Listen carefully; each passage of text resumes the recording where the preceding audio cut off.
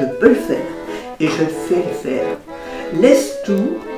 Non, je ne fuis pas, je m'ouvre. Je m'ouvre d'autres horizons.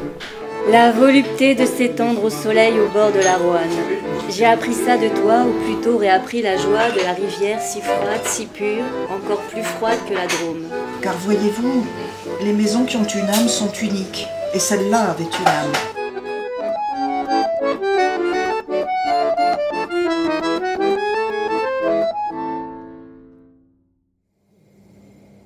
Si tu veux, pour moi, le projet, c'est vraiment de permettre aux habitants de regarder autrement l'endroit où ils habitent. C'est venu d'un office de tourisme qui nous avait demandé pour les journées du patrimoine d'essayer de raconter 5 petites églises. Je trouvais le défi intéressant. Est-ce qu'on peut faire un spectacle à partir de 5 petites églises du Nord-Isère? Ce qui pouvait être intéressant, c'est de relier les anecdotes locales autour de l'église. Je sais pas, moi, j'ai eu, bah oui, mais pendant la guerre, cette église, elle a permis de cacher des juifs. Ah, cette église, oh, tu parles, il y a eu, ils avaient été enfermés. Donc, je me suis dit, je vais trouver des chemins secrets, j'aime bien dire ça, entre le passé, le présent, les grands moments de l'histoire de ces villages. Je me suis dit qu'il y avait peut-être moyen d'inventer des contes autour de ces petites histoires. Et c'est venu comme ça. Gardez les yeux fermés. Et essayez d'éprouver, là, juste devant vous, la présence de cet arbre qui vous a stupéfait par sa taille. À chaque confidence, il y a des ateliers d'écriture qui sont mis en place avec des amateurs. Comment tu les fais travailler sur des sujets de confidence? On va animer ces ateliers-là, et puis tout d'un coup, je vais entendre un conte où je vais me dire « Ah là, il y a quelque chose hein, ». Et je vais m'approprier, c'est très clair dans la règle du jeu. On écrit des histoires, on va les mettre en scène, sous la forme de banquets, sous la forme d'escales supplémentaires. Mais tous ces ateliers, ils vont nourrir, en fait, ils vont faire œuvre de laboratoire en fait géant, hein, alors plus ou moins de séances, où on va pouvoir échanger, partager. On est comme des laborantins en fait. Je vous demande d'essayer d'écrire un départ. Départ forcé, pas choisi. Juillet 1944. Pourquoi on partirait? Pourquoi on part? Qui part? Papa, 35 ans, réquisitionné comme les hommes de tout le village avec sa mule, doit exécuter les ordres. Horreur, terreur, désespoir. Maman, Jo, papa.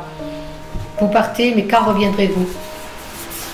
Madame, je le prends sous ma protection, dit une voix teintée d'un fort accent allemand. Moi, je crois qu'on n'invente jamais rien complètement sans un lien au réel, au fond de soi. On ne peut pas imaginer ça. On invente par rapport à du réel. Il peut être microscopique. Qui était papa à cette époque-là? J'ai réalisé hier seulement qu'il avait 35 ans. Le cortège s'ébranle. Hommes, mules, chevaux portant tout ce matériel ennemi, encadrés par des soldats armés jusqu'aux dents, tendus à l'extrême pour gravir la montagne. Pour ceux qui restent, angoisse. Que va-t-il se passer? Que vont-ils leur faire? Pendant que des vrombissements d'avions emplissent le ciel au milieu des brindilles, papiers brûlés qui ont franchi le col de Vassieux, poussés par la bise et qui noircissent l'air. Le soir, la nuit, pas de retour des hommes. Le lendemain soir, ouf, en voilà quelques-uns, mais pas papa. L'idée, c'est de libérer l'écriture. Alors, t'imagines, tu me dis, oh, j'ai un truc. Si je te dis, ah non, surtout pas ça. Ça va. T'imagines, je serais en porte-à-faux complètement avec ce que j'éprouve.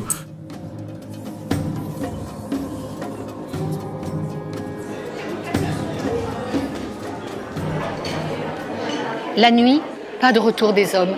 Le banquet d'histoire, c'est un projet amateur. C'est une soirée où les gens viennent manger tout en écoutant des histoires. L'idée, c'est qu'ils sont en binôme entre musiciens et comédiens autour d'une table. C'est assez fort parce que c'est des histoires qui les touchent, des histoires personnelles. On est vraiment très très proche du public, très proche des gens justement qui sont là en train de manger et de tendre l'oreille. Et on est presque dans le chuchotement en fait. Le lendemain soir, en voilà quelques-uns. Mais papa, pourquoi? Parce qu'il n'a pas voulu revenir sans sa mule, n'a pas voulu la laisser aux ennemis, en avait trop besoin pour accomplir sa tâche. Colère, incompréhension de la part de l'armée, sauf pour celui qui avait promis protection sur l'escalier de la maison. La nuit suivante, ce soldat est venu chercher papa avec sa mule.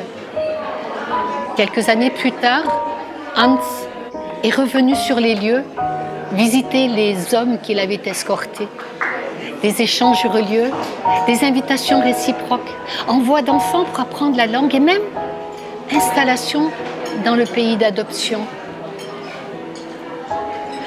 Hans est mort à 102 ans, non sans avoir dicté à son fils une lettre de paix pour ses amis. Merci. Ce qui est sûr, c'est que ce qui s'est passé là, pour moi, va se nourrir. Je vais me nourrir. J'écris d'abord dans ma tête, c'est-à-dire que je me le raconte puisque j'écris pour que ce soit porté par des comédiens. Donc je me le raconte en fait. Je me le raconte, souvent à haute voix. Les gens dans la rue doivent se dire, dans la rue ou sur les chemins, je raconte. Et à un moment donné, c'est prêt et je peux me mettre à ma table, plutôt la nuit. Table de cuisine et hop, j'écris. Mais ça peut être dans un café comme celui-là. Ici, j'en ai écrit une d'ailleurs. J'ai vu cet aqueduc, enfin les restes, les traces. Je ne sais rien, presque rien. Quelques pierres qui forment encore 1, 2, 3 arches. Cet aqueduc, on m'a dit, donnait, apportait de l'eau à 10. J'ai vu un aqueduc. C'est impressionnant comme construction. Imaginez que 2000 ans plus tôt, il y coulait de l'eau capable d'abreuver une ville entière. Comme si la pierre était élevée à la gloire du vivant. Enfin, quand elle dit qu'elle a vu un aqueduc, elle exagère. Elle a vu des restes, des traces, quelques rocs qui formaient à l'époque la base des piliers. Aujourd'hui, à peine peut-on apercevoir un conduit carré pour que l'eau s'enfonce dans la montagne sans que personne ne puisse deviner où elle va véritablement. Lorsque je me présente dans chaque mairie de ces terres d'Iwaz pour mener mes recherches gallo-romaines, j'ai l'impression de ne pas être la bienvenue. Une véritable excentrique. Comme si avec la guerre, on ne devait plus chercher à comprendre l'histoire. Et puis pour ne rien arranger, je ne sais rien, presque rien, de cet aqueduc qui, d'après des textes du IIIe siècle, acheminait de l'eau depuis les sources de Val-Croissant. Ce projet, il reposait sur un défi assez fou de temporalité. Un temps de collecte, un temps d'écriture et un temps de mise en jeu. Et le temps de mise en jeu, il est très court. Et là, il faut très vite trouver des astuces, des accessoires. Donc Cathy fait des accessoires, on met ça en scène dans l'espace qu'on a pu identifier lors d'une visite, mais tout d'un coup ça colle plus, il fait froid, il y a trop d'écho.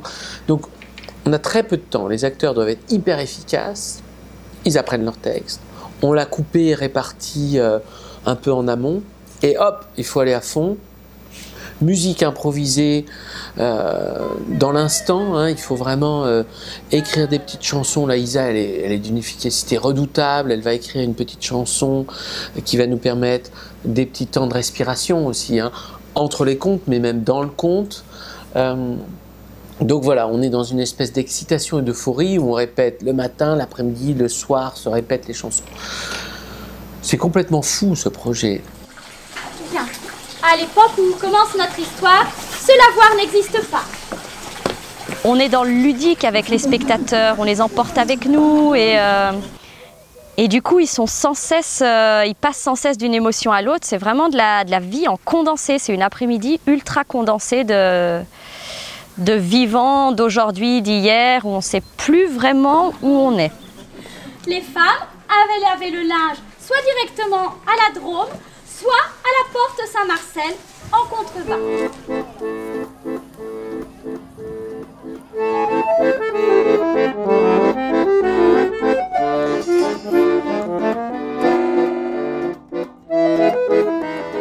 L'industrie du verre coïncide avec l'installation des moines cisterciens au XIIe siècle. L'abbaye de Bonneveau, si elle sait qu'elle est agitée par des rêves violents,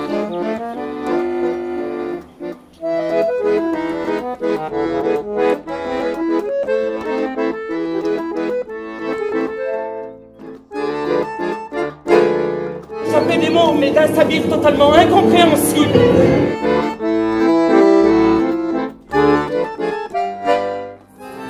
Les géants ont enseigné l'art de l'élévation. tu parais ne pas cet enfant de ta cellule. J'arrive pas à être heureuse, mon Lucien. J'ai peur pour lui. J'ai vu, ici même, 2 couleuvres vivre leur parade amoureuse de printemps. C'est vrai que ces forêts sont un lieu charmant pour, tels des serpents, passer une belle fin d'après-midi à onduler sur la mousse. Il ne faut pas nous déranger pendant la messe de minuit. Alors c'est vrai, vous parlez donc pendant la messe de minuit? Mais non, Émile, nous parlons tout le temps. Seulement vous les hommes, vous ne nous entendez que cette nuit-là. Alors ce fils de riche, qui m'a promis un lavoir flambant neuf, pour que moi et Maryse, on soit à l'abri hiver comme été. Trop bon le brave petit bourgeois. Et pour l'avoir, fallait juste que j'écarte un peu les cuisses. Allez, laisse-toi faire. Tu l'auras ton bon lavoir. Jean Guibal, le conservateur historique du musée dauphinois, il me disait on peut vraiment faire ça parce que de toute façon l'historien ne se le permet pas en fait d'inventer que ce serait éventuellement comme ça. L'historien ne peut pas le faire. Donc les notices de musée non plus. Vous, les conteurs, les poètes, les comédiens, tout ça vous pouvez.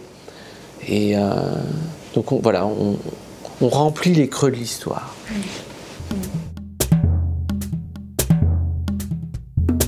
Et il y avait beaucoup d'usines de tissage, et même dans chaque foyer, pratiquement, il y avait à une époque un métier. Donc pendant un siècle et demi, par là, presque 2 siècles, le tissage a été vraiment important sur la commune. Et ça s'est tout arrêté dans les années 1980, par là, quoi, à peu près. Voilà. Et ça, c'est une décentralisation des canuts lyonnais, en fait. C'était limité à Lyon.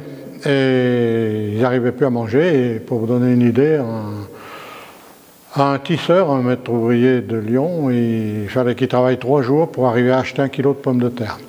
Alors ils ont décidé de se mettre en grève. Eh bien, les patrons, les fabricants, les marchands, pardon, ont délocalisé. C'était déjà une délocalisation. Donc on a donné du travail à la campagne, à des gens qui avaient justement de l'agriculture, qui avaient tous quelques terres, quelques animaux. C'est une affaire de famille, ouais, de mon grand-père, ça date. Mon grand-père a commencé en 1933 de mémoire. Mon grand-père faisait beaucoup de soieries, beaucoup de produits d'habillement ou d'ameublement très haut de gamme, alors que mon père a plus développé le côté industriel. Allez. On part sur celui-là ? Puis petit à petit, les clients m'ont recontacté en me disant il faut nous retrouver un tissu pour parapluie de bonne qualité. On a besoin que vous continuiez à nous fournir. Jusqu'en 1984, pour le compte des soyeux lyonnais. pouvez encore apercevoir les courroies de cuir entraînées par des moteurs. Ce n'était plus manuel, il y avait des moteurs qui entraînaient les courroies de cuir elles-mêmes, entraînant un système de poulies ici.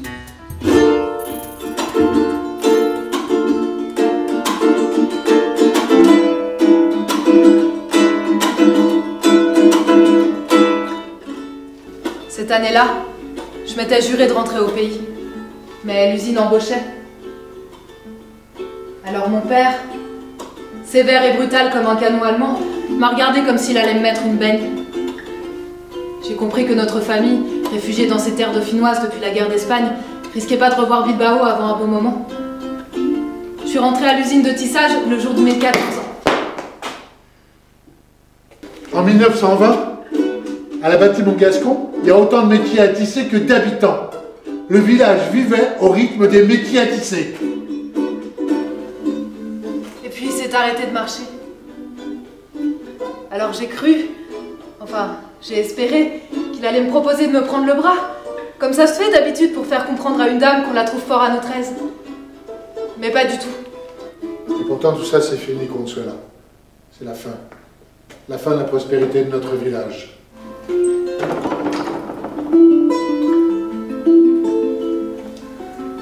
Quand je me suis retrouvée dans son atelier, j'ai pleuré de joie, de rire, je sais plus. C'était si beau. Des parapluies de partout, de toutes les couleurs. Des hacanes, des ombrelles. La plupart étaient sagement attachés, mais beaucoup étaient grands ouverts. Et oui, Consuela, les parapluies, ici ils sont ouverts parce que ça porte bonheur. Alors qu'on nageait au milieu de dizaines de parapluies déployés, parce qu'il tenait à tous me les montrer, il m'a expliqué comment il en était venu à fabriquer des parapluies. C'est à cause d'une japonaise. Une japonaise? Oui, Consuela, une japonaise. C'était il y a 2 ans et demi à peu près. Dans mon rêve, Consuela chante. Dans mon rêve, je sais que nous avons tissé des toiles qui deviennent des parapluies. Dans mon rêve, j'ose enfin prendre la main de Consuela. Dans mon rêve, nous peignons ensemble des parapluies qui voyagent jusqu'au Japon. Demain, lorsque je me lèverai pour rejoindre la fabrique de parapluies de Maurice, même s'il est tôt, je crois que j'aurai un sourire de baleine.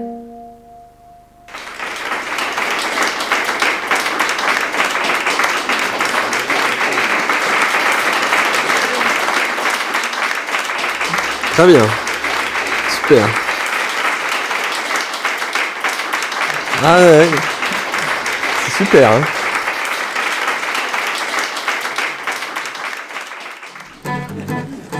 Si je te disais, belle gamine, que je te préfère à ta cousine. La belle affaire. Ce gars-là, c'est pas causé. J'y aurais mis mon poing sur le nez. Y'a la vanille, la vie. Faut pas rester sur une querelle, la rivière est toujours belle, m'a dit ma mère. Bah attends donc y travailler avec ton panier chargé, l'air naturel. T'y trouveras ton bel ami qui t'y attend tout contrit. Cours-y ma belle, sa bassine est tout trouillée, l'écrevisse il veut plus le pêcher, vas-tu le laisser ainsi? Messieurs dames, nous pouvons reprendre notre route en direction de la bonnetterie, c'est-à-dire à ma gauche, à ma gauche, à votre droite. Nous n'emportons pas les bancs. On emporte les bancs. Ah, je le savais. Super. Vous êtes bien réchauffés, vous pouvez emporter les bancs jusqu'à notre prochaine escale.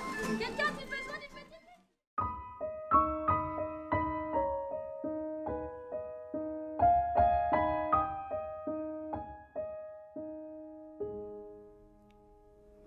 Dávame si pivo, dávame si vodku.